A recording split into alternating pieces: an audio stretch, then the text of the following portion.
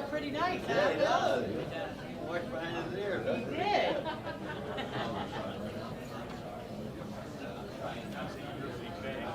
I've turned my phone off.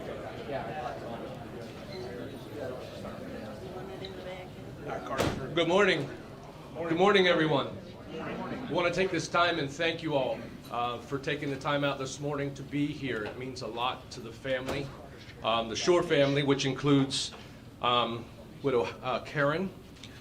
We have sons Stephen, Hal, Brian, Greg, and Matthew. Daughters-in-law Heidi, Laura, and Janelle. Grandsons Kyle, Carter, Casey, Carson, Connor, and Colin. Wanted to make sure I got everybody and didn't leave anybody out. Friends, family, thank you for coming. It definitely means a lot to this family. We're going to take time today to reflect. We're also going to look forward to a legacy that Richard's left behind. For the young family, grandsons, take time to look at your grandfather. You see his accomplishments. He has always been before you, but now you'll be able to hear from family members. You'll be able to hear from friends how he touched their lives. Sons, spouse, definitely. Hear from them. Let the words just wash over you as healing to you. The past month's probably been a little rocky, a little unsure. Phone calls, texts, not being able to touch base. It's been a little hard, I'm sure.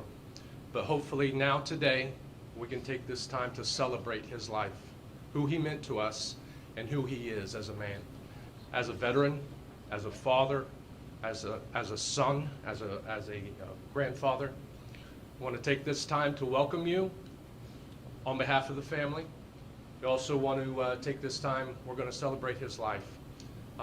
We're going to begin the proceedings with a prayer. At this time, I'm going to invite Greg to come forward. 2 prayers he will share with those with us at this time. Thanks again. Thank you, Chris.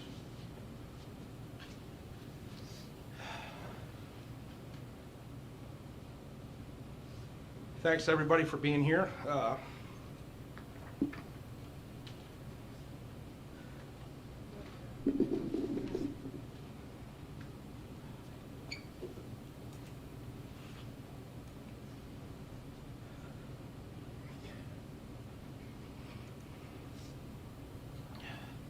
This is where Matt was on my wedding day when I tried to speak, or your wedding day. I can't remember. We kind of trade off, when this stuff goes on. So this is an opening prayer. This is a Catholic prayer. Although my father wasn't Catholic, he was very tuned into our faith. So if we could all stand, please.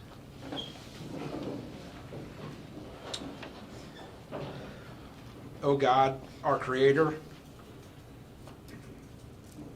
The only one in my family, I pride myself on not having to wear glasses, but let's see. Oh God, our Creator and Healer, on this somber day, we come together as family and friends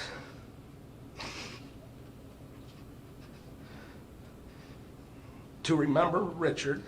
I'll get through this.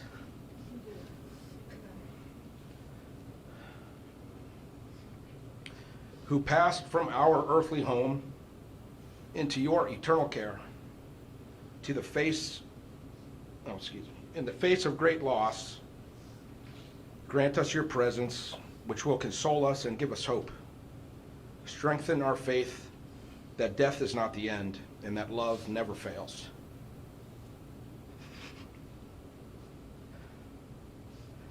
We give you thanks for Richard's life, which was lived with purpose and meaning, and now lives forevermore in your loving kingdom. Amen. This is a Jewish prayer of mercy. My father was Jewish. God, full of mercy, who dwells in the heights, provide a sure rest upon divine presence's wings. Therefore, the Master of mercy will protect him forever from behind the hiding of his wings, and will tie his soul with the rope of life. The everlasting is his heritage, and he shall rest peacefully upon its lying place. And let us say amen. Amen. Okay, you can be seated, please. Thank you. Thanks, man.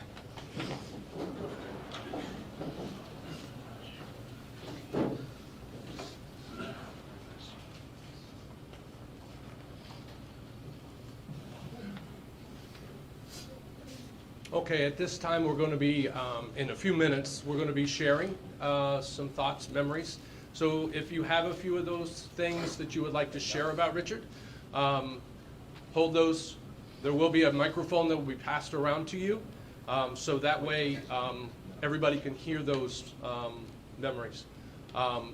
If you will permit me, I'm going to go ahead and read a poem, and this will lead into that. I read of a man who stood to speak at the funeral of a friend. He referred to the dates on the tombstone from the beginning to the end. He noted that the first came the date of birth and spoke the following date with tears, but he said what mattered most of all was the dash between those years. For the dash represents all the time that they spent alive on earth, and now only those who love them know what that little line is worth. For it matters not how much we own, the cars, the house, the cash. What matters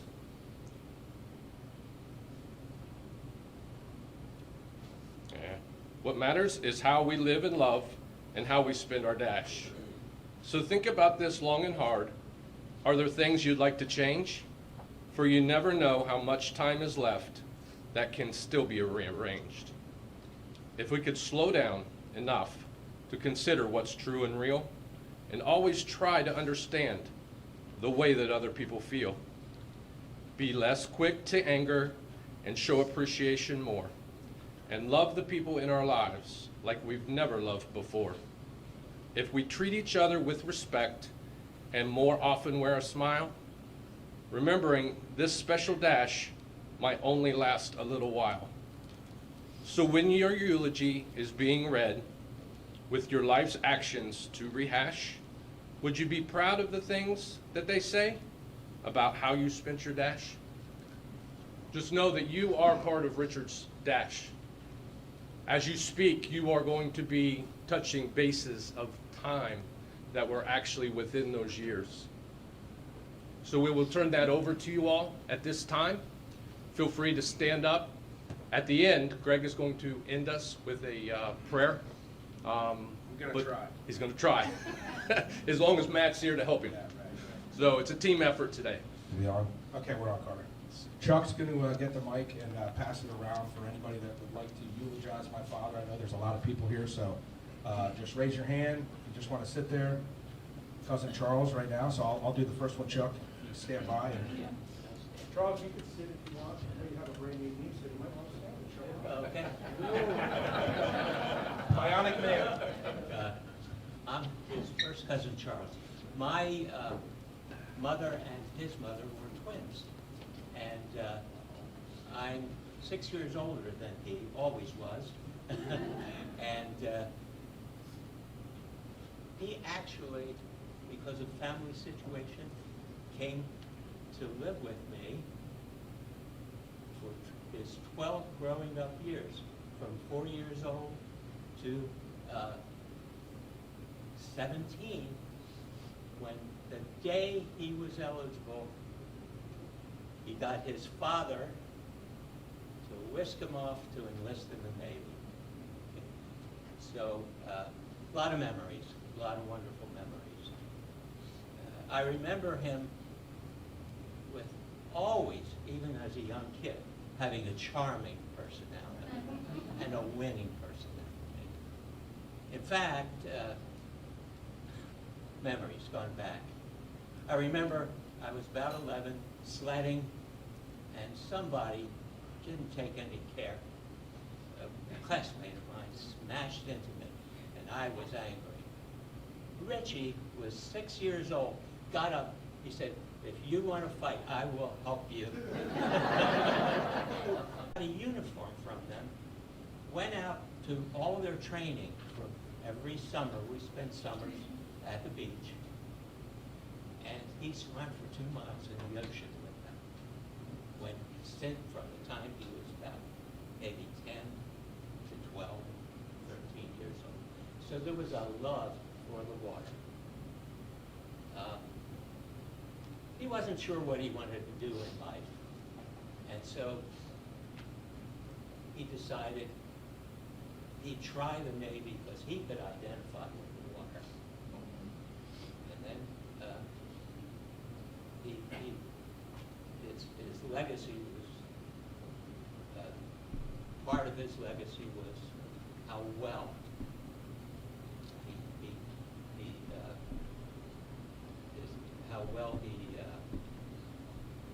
how many achievements he had in his Navy career.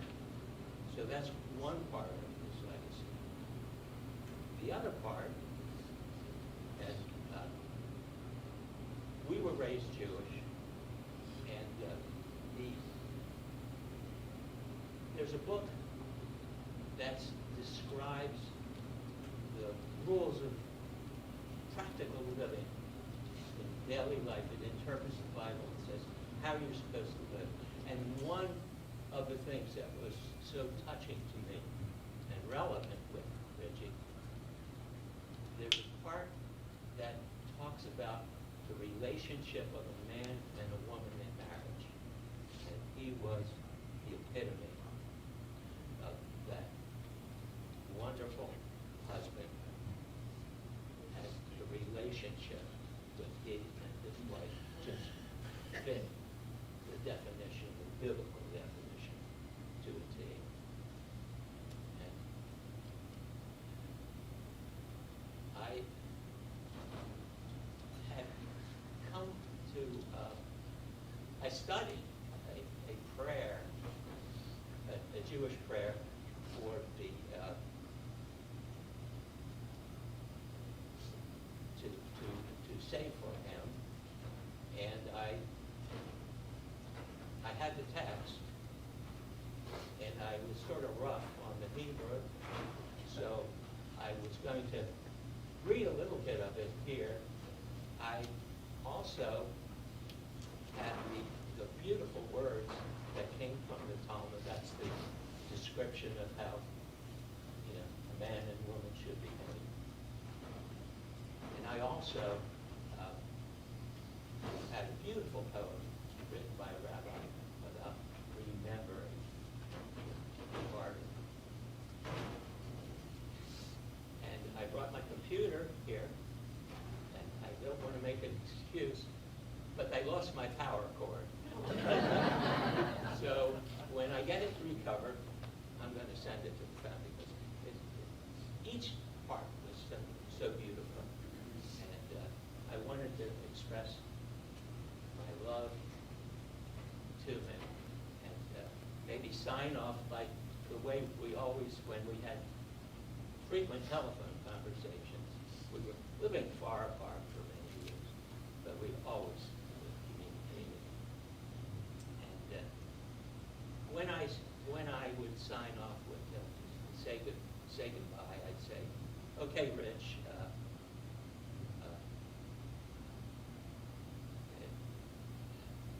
so I wouldn't say goodbye, I'd say, so long, see you later."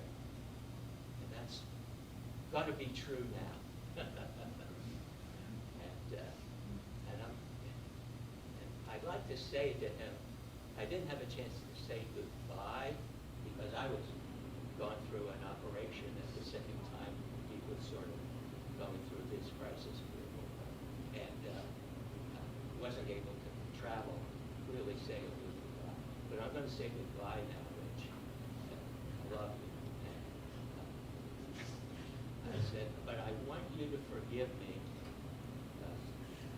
I say, so I don't want to say goodbye. I'm saying so long because I know I'm going to catch up with you reasonably. But I can delay that for a little while. Thank you, Charles. Thank you.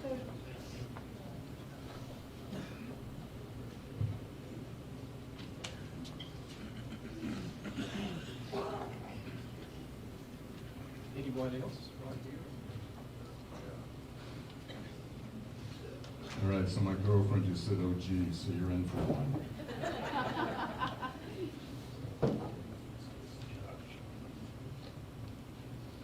Hi, everybody. My name is Josh Brooks. I'm a longtime family friend and consider myself the number 6th brother of the family because Richard and Karen just didn't have enough sons. My family moved down from Chicago in the fall of '84. I was about 11 years old. And I'm walking down the street and I see this kid walking up wearing a Cubs shirt. And I'm like, what is this guy know about the Cubs? So that's when I met Matt. And that's when I met his families and all 5 of his brothers. I mean, believe it or not, Brian had a really nice head of hair at one time. There he is. So a lot of memories. I mean, I've been around this family for most of my life. A lot of times I spent more of my own time in their household than my own. I love my family, but my God, they were dysfunctional as all get out. Richard and Karen always opened up the door. And Matt's dad, I mean, I'm close to a lot of the brothers, but Matt and I mean, he's my brother from another mother. His dad would always welcome me and always, bust chops. He'd never hesitate to take a moment to bust chops. And he just always, it was always just a welcome invitation to come and sit with the family or eat or go to the naval base with them when that was still around here in Orlando. So I moved back to Florida. I was in Atlanta for about 20 years. Moved back to Florida about a year and a half ago, and Matt invited me out to celebrate his dad's birthday, and that was wonderful. I got to see all the family, got to reconnect with everybody. So I spent a minute and I talked with his dad for a second. He was asking me how it was going. I went through a pretty bad divorce. So we were catching up on stuff, and at one point I was telling him, I just got off of working a job. I was working for an Israeli company about 2.5 years, and I found out I was Jewish. So late story, when I proceed to tell him, I get over there and I go meet with my CEO, and he looks at my passport. He says, wait, how do you have this name? You have this name, Joshua David. Those are Hebrew names. He says, where are you from? Nah, before that. So we get all the way down the line, find out my great-grandmother's from Poland. My name is Kushner, no relation to Jared. He says, my friend, you are Jewish. I was like, no shit. So I'm sitting there and I'm telling Matt's dad this story, and I said, I'm a little conflicted, Pops. I said, my lineage is Jewish, but I've been baptized, I got a cross on my shoulder, tattooed, everything. What am I supposed to do? He says, don't worry about it. Jesus was a Jew. It's all good.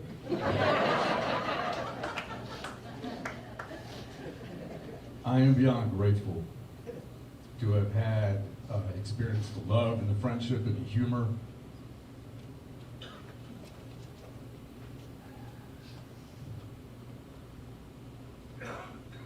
I'm going to end it with something like this. I'm a bit of a layman's cosmologist. No, not a makeup guy. Cosmos, stars, galaxies.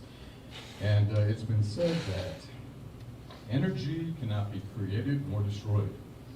It only changes form and shape.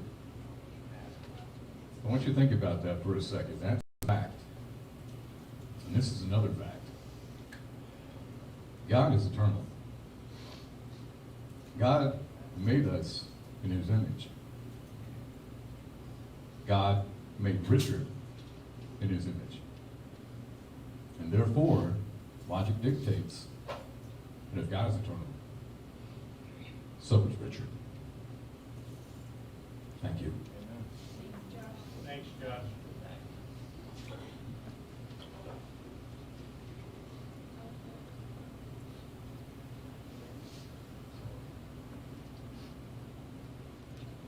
Hi, my name is Jody. I had the pleasure of meeting Richard back in the Courtesy Chrysler Jeep days. So that was in the 90s we met. And I was in human resources. So I got to know Richard, wonderful personality, always knew what was going on in the dealership, sometimes shared stories that I wish I'd never heard.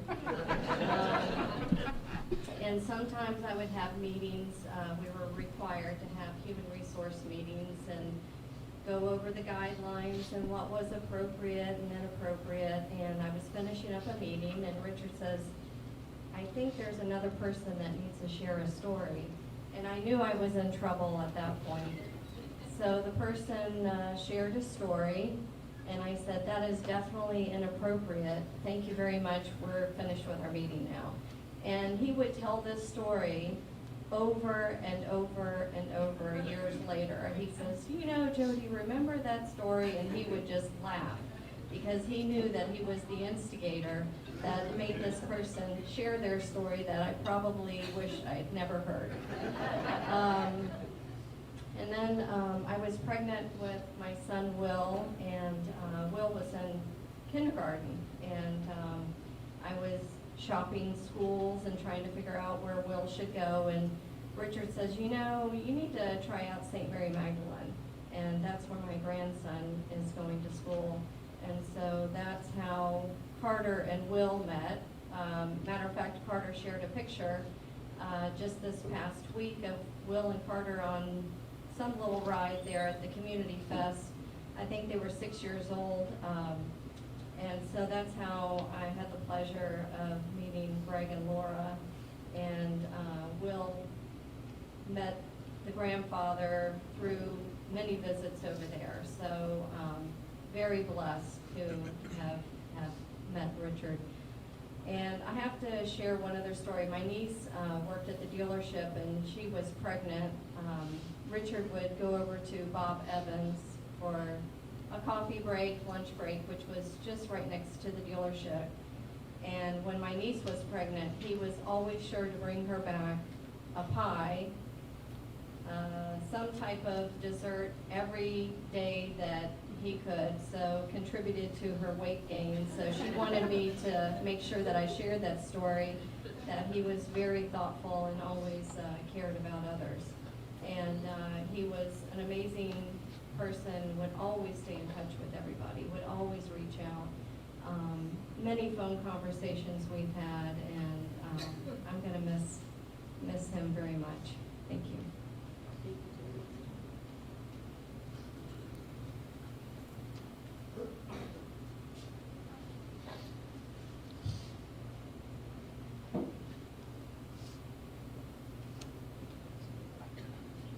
My name's Linda, and I work at Baldwin, and I met the family when I first moved out here. And Richard would always check on us girls at Baldwin and help us out all the time.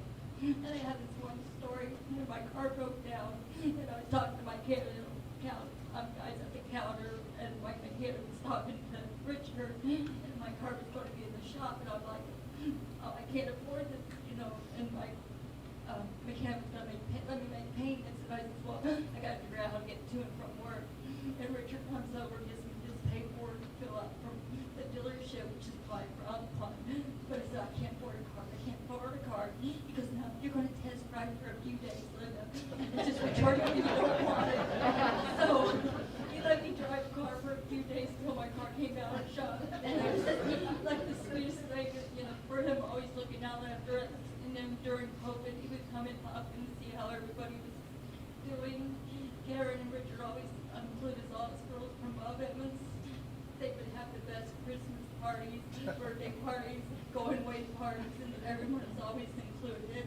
They always looked out for each and every one of us. Donna, Judy, Joanne Pike couldn't make it, and she was at work, and Debbie Stevenson's. But we love you. We hope you don't need anything. Ask us girls. Thank you very much. I'm going to miss him so much.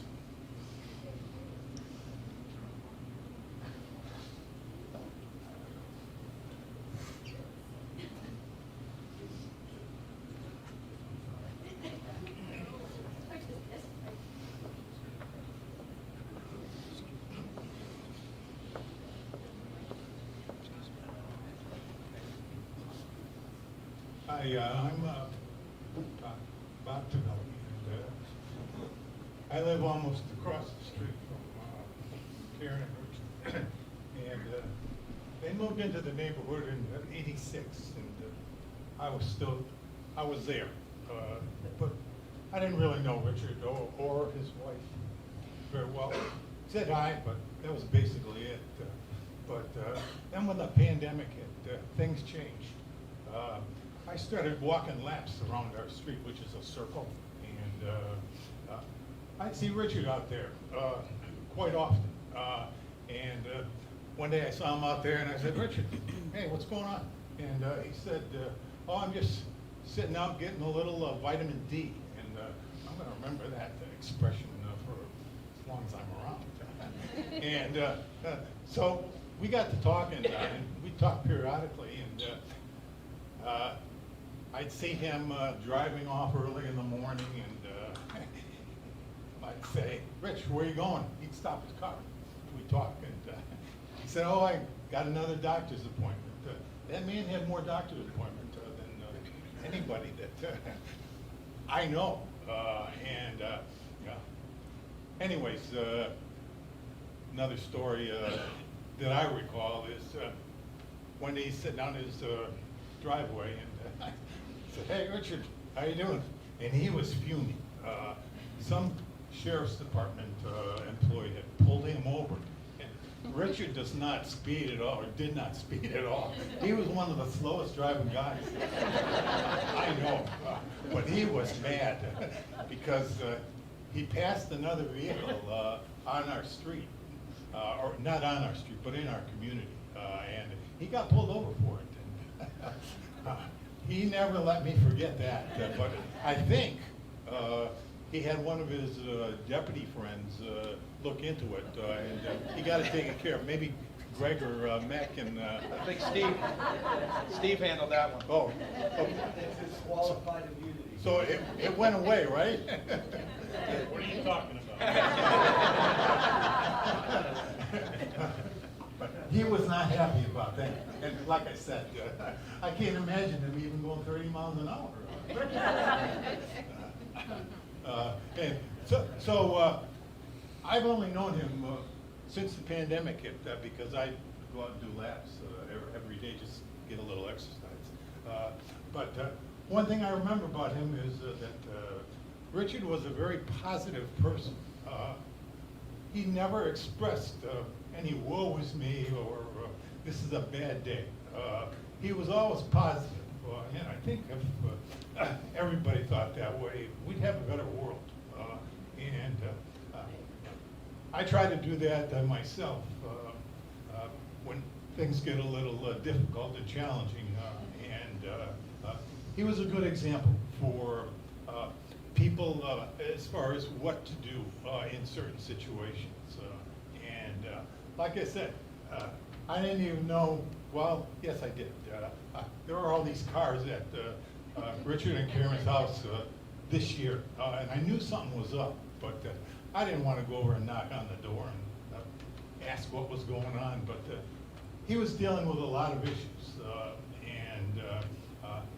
I'm sorry to hear that, and I wish the family well, and you have my condolences. Thank you, Bob.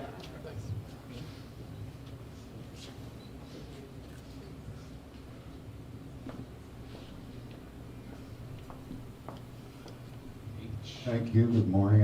I'm Hal. I'm Karen and Richard's number 2, and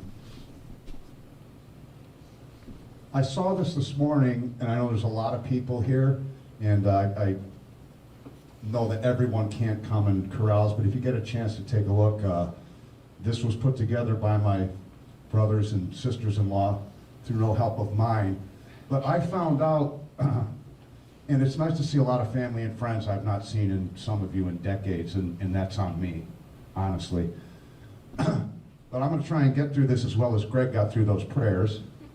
On my glasses. Oh, by the way, if anyone has the little screwdriver that does glasses, I could really use it because these are about to take a... I saw this morning, and it was either one of my sisters-in-law or one of my brothers said that Mom had found this in my dad's wallet after he passed. And as everybody said, that my dad he was built on character. His naval career will show that, his friends and family will attest to that. And not that he ever needed any kind of reminder, but this shows you that he carried this in his wallet, shows you how humble of a man my father was. It's a Dear Abby from, I don't know when, it's not dated, but it says, Dear Abby, It says, a poetic reminder of what's important. Dear Abby, I saved a poem that I read in your column years ago, and now I can't find it. It was about looking at yourself in the mirror and realizing how important character is. Can you tell me where to find it? Nancy in New Jersey.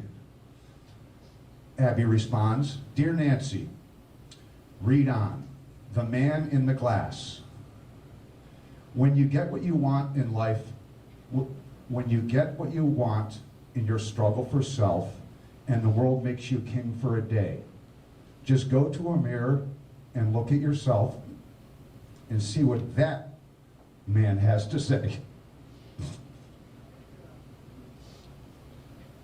Whose judgment upon you you must pass, the fellow whose verdict counts most in your life is the one standing back from the glass, is the one staring back from the glass. I need more than a screwdriver for these glasses. Some people might think you're a straight shooting chum and call you a wonderful guy. But the man in the glass says you're only a bum if you can't look him straight in the eye. He's the fellow to please, never mind all the rest, for he's with you clear to the end, and you've passed your most dangerous test. The guy in the glass is your friend. You may fool the whole world down the pathway of years and get pats on the back as you pass, but your final reward will be heartache and tears if you've cheated the man in the glass. So my father kept this in his wallet if he ever needed a reminder, which he never did. Thank y'all for being here.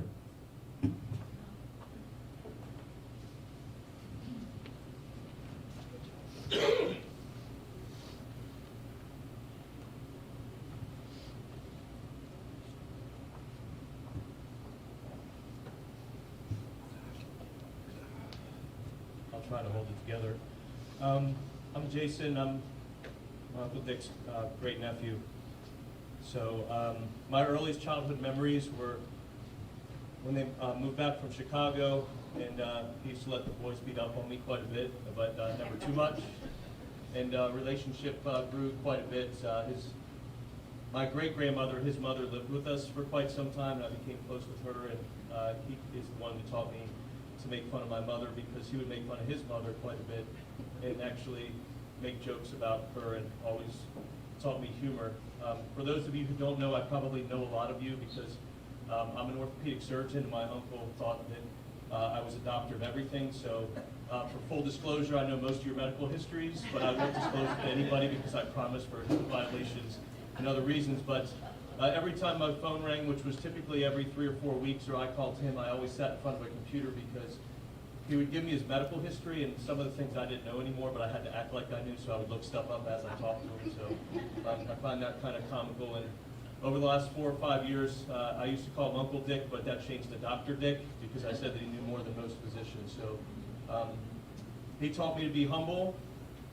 He always called and cheered me up, and he could always tell when I was in a bad mood, which happens often sometimes when you're getting hammered at work and things aren't going quite your way. So he always seemed to call at the right time, and hopefully I was there for him at the right times too, and always appreciated his friendship, and I think you've heard it from everybody, his humor.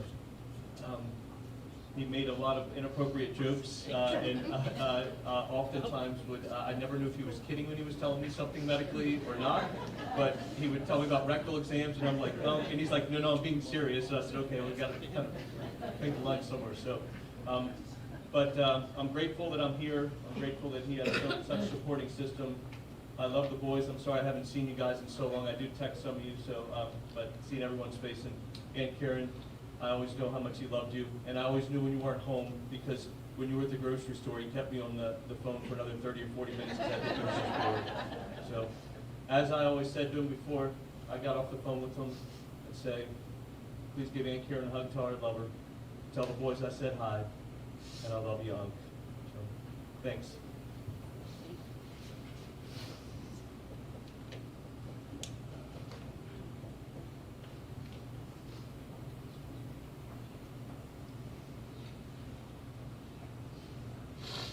Hi, my name is Julio Zayas. I'm a friend of the family as well, like Josh. And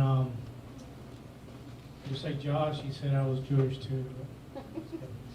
No, but I don't think we should move on without mentioning that Mr. Shore loved Starbucks and Panera. And we live in Casselberry, so my wife and I often joked how, especially at one point, it seemed like every day, she would say, I just saw Mr. Shore. The next day, he's like, I just saw Mr. Shore. Or, you know, just driving by, it just became a part of our family to often see him. But a great story I want to tell is, as we all know, as Floridians, you know, we get the hurricanes, and we hold generators very precious in our families. Unfortunately, I've never bought one. So one of the hurricanes caught us, and my parents, who needed insulin and everything, lost their power. And Mr. Shore came to the rescue and let us borrow his generator, which I know, I could tell when I went to pick it up, it was a little hard to kind of let go of it. He was kind of hanging on to it. Yeah, that's right. So just one of those moments in my life that I'll never forget. What a great person he was. I'm going to miss him.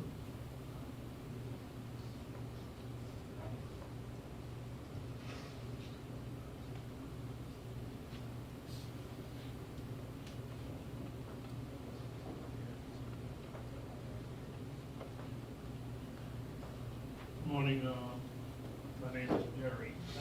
Together with Jody, we work, Richard, and we work for Curtis Specialty. And the first day I got there, I think 2003, Richard started telling me about his personal story, his service in the Navy. He told me he was in Gitmo. I'm sorry. He told me he was in Gitmo. And I told him, you were in Gitmo? And I said, you know, I'm Cuban. And he goes, oh, you are? Yeah, I said, my mother lived in Guantanamo Bay. We never knew my father, but he was our Navy guy. So I said, you owe my mother 50 years of child support.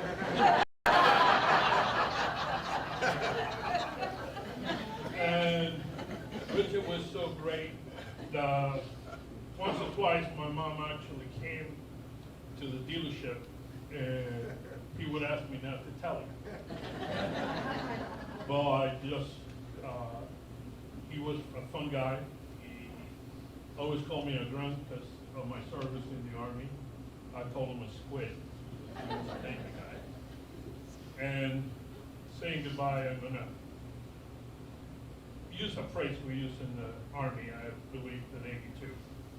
Richard, wherever you go, give him hell. Thank you.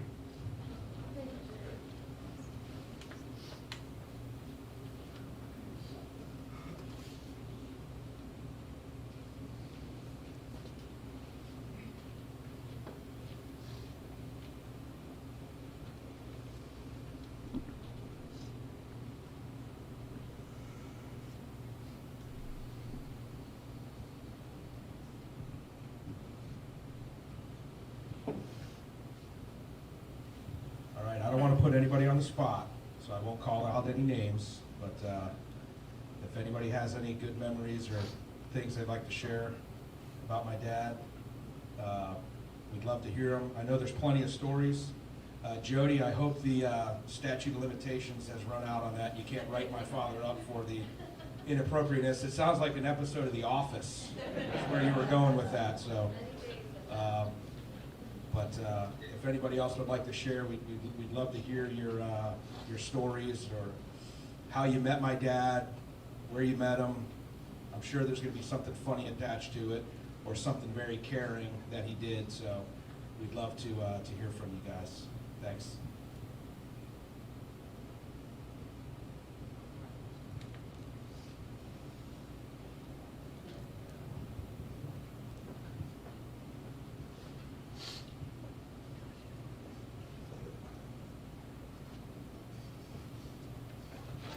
I hope I can keep this together.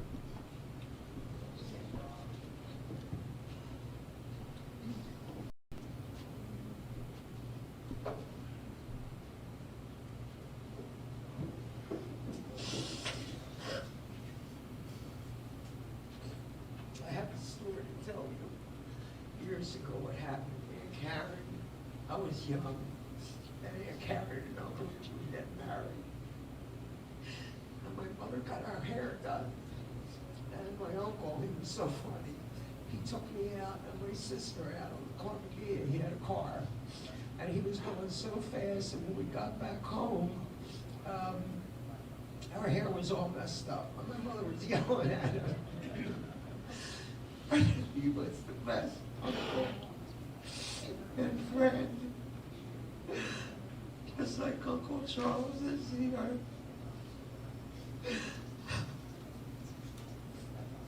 I'm sorry. I love you, Karr. I love my cousins.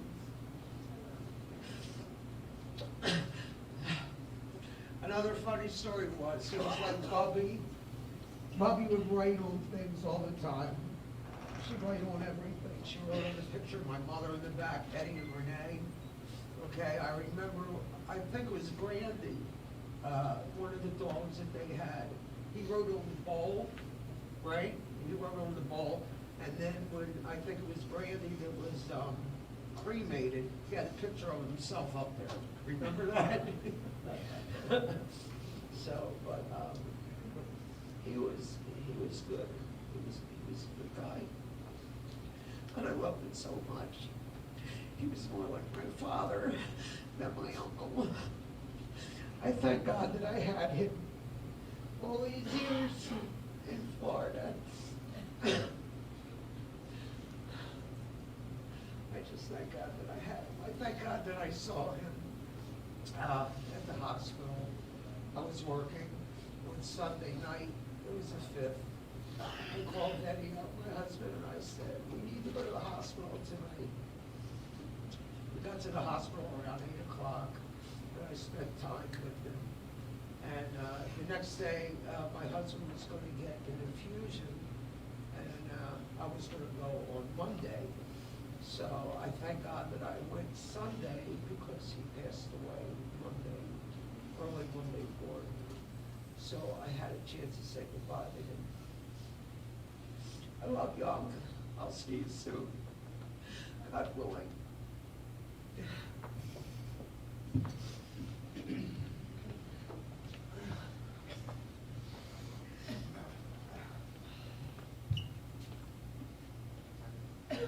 Greg, you're not leaving me up here alone. I'm gonna try to get through this.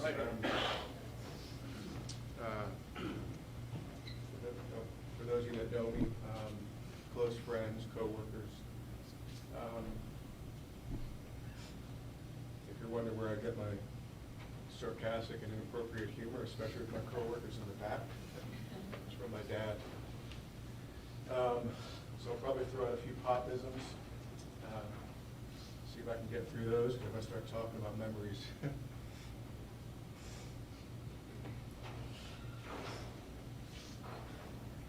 So, over here on one of these tables, there's something my father carried around in his wallet.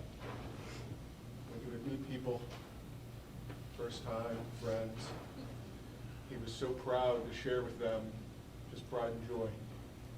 Carried around with him all the time. He'd open up his wallet, and I see a picture of my pride and joy. That's it. Picture of his pride and joy. Got him every time. Got him every time. Still has the price tag on it. My dad never spent more than $1 on anything. And it still has, probably used a coupon, but either way, it still has $1 in here. So I carried one around in my wallet for a while, and was working at a restaurant about 25 years or so ago, and was hitting on a coworker of mine. Says, "Hey, want to see a picture of my pride and joy?" Showed it to her. She got a laugh. Started flirting. 25 years later, my wife. So clearly it worked. Which I don't know if that's why he carried it in his wallet, but hey, it worked for me. and worked in Cuba, obviously, as well. So a few other popisms and jokes. I think somebody had said, you know, on the obituary, the eulogy, it says Richard, you know, Dick Morris. And that reminds me of another popism. Not many people knew that he went by Dick. So if you would ask him, you go by Dick? He goes, no, I go by Greyhound. Another popism. I appreciate everybody showing up, sharing memories of my father. Just thank you all. It means a lot. Thank you. I got one more thing. Speaking of Richard Dick Morris Shores, I was talking to a friend last night and had read the obituary that, anyway, the one that the Greg wrote, the eulogy, whatever you call that thing. And it says Richard Dick Morris Shore. And my friend says, well, what did your mother call him? I said, she always called him Richard, except when she was pissed, she called him Dick.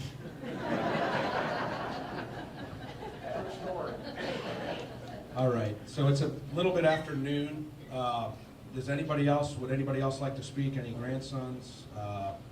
Jay, Steve, Smitty in the back. Let me go to Smitty first real quick. Smitty? I wasn't gonna say anything, but I have to because I met Richard back in the '80s when I went to Royal Jeep, and he was my office partner. And you know, some of the guys were like, "Oh, a new guy," you know, this and that in our business. But Richard came right out to me, took me right in his office. We shared a desk. We became good friends. And I have that same picture of my truck. Wallet, because Richard gave me that back then. And, but I just have to say that you people that know him all know that what kind of man he was, and that he always he was funny. He's always playing jokes on people. He was operated with integrity, had a lot of class to him and honesty, and he not only became a friend, but his whole family became friends of ours, and always treated us like family.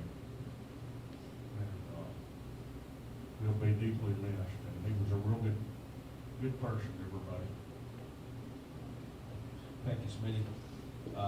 Jay, you wanted to speak?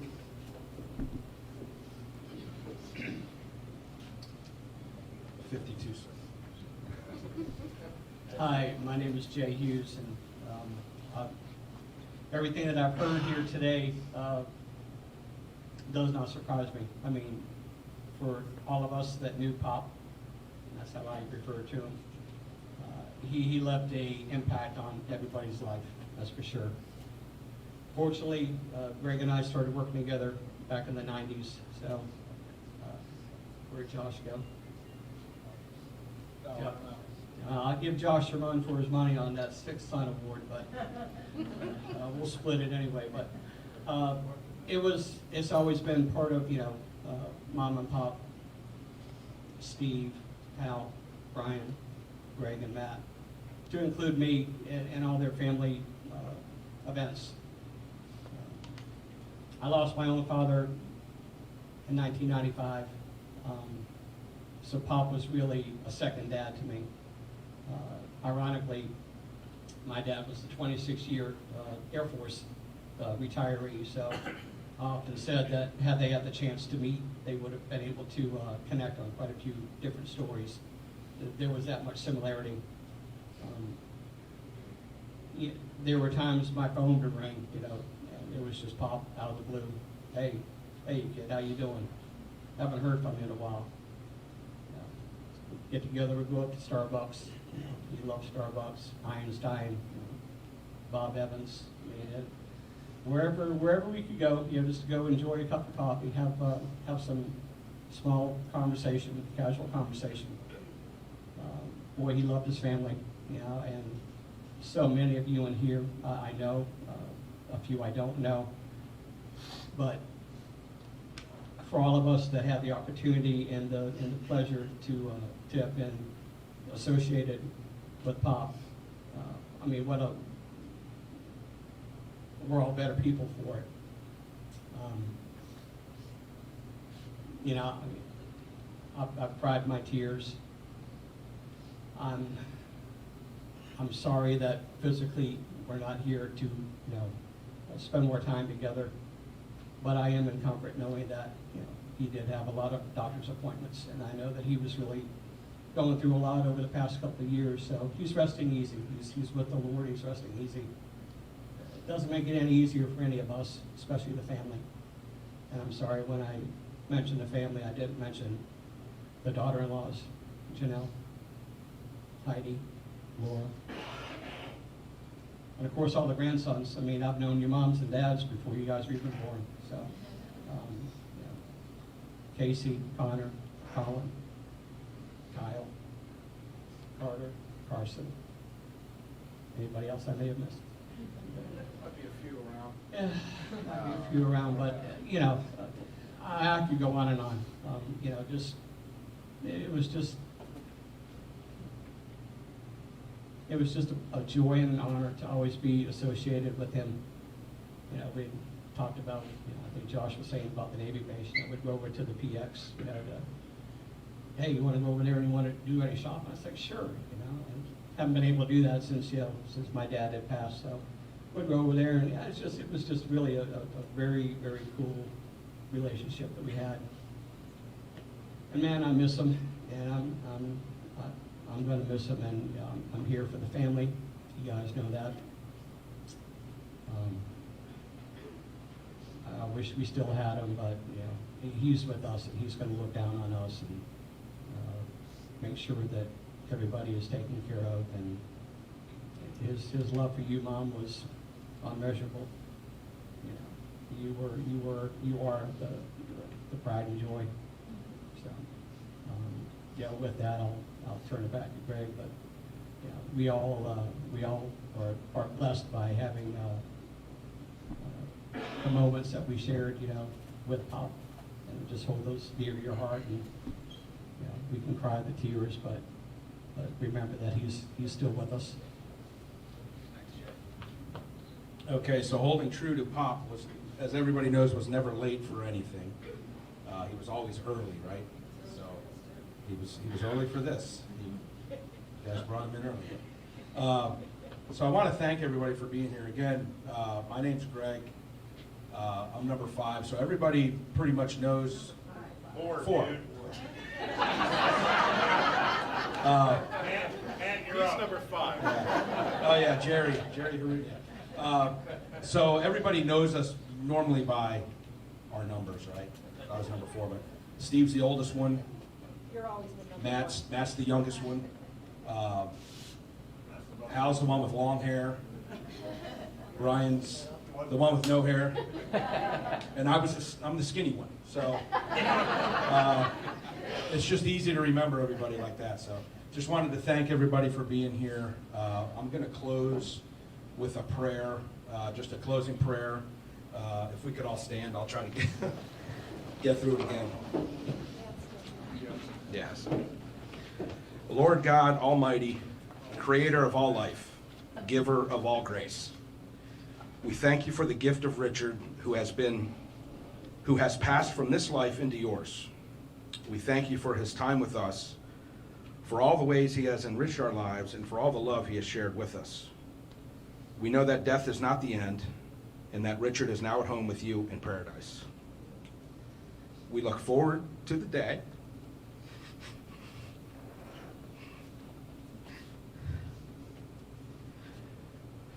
when we will be reunited with him in your eternal kingdom. Until then, give us the strength to face each day without him, knowing we will see him again someday in your good time. Amen. Amen.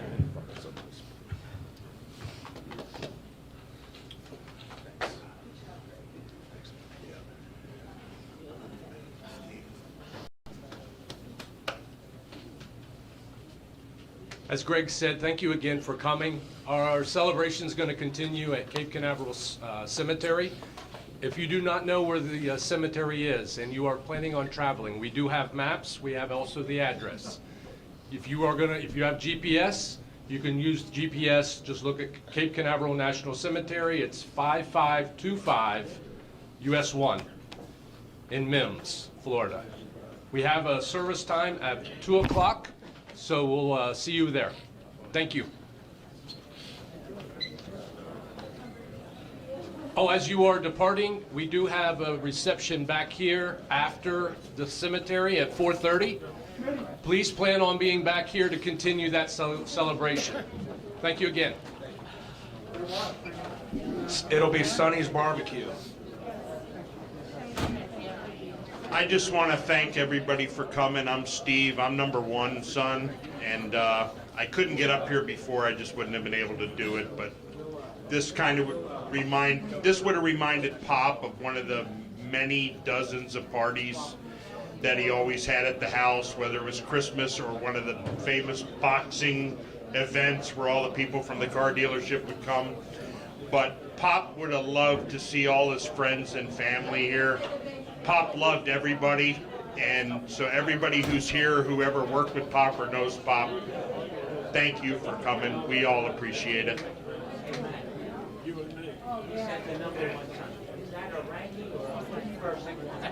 Both. Hey, Spinny.